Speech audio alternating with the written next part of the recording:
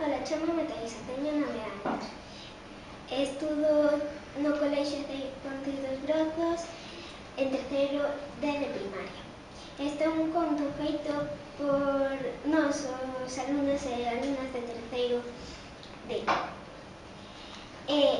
Va dunha cebra que a súa nai sempre avisáballe de que non saíse da súa casa sen os coellos non os diantes. Pero Camila cada vez empezabanlle máis os coellos a molestarlle. Entón, un día saiu da casa sin atender os consellos da súa nai.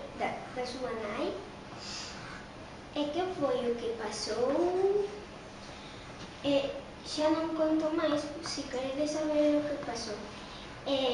Para min é un conto moi divertido, bueno, algunhas veces moi divertido, porque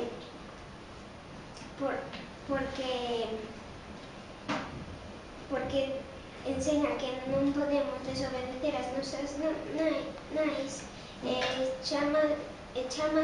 o título titúlase A cebra Camila.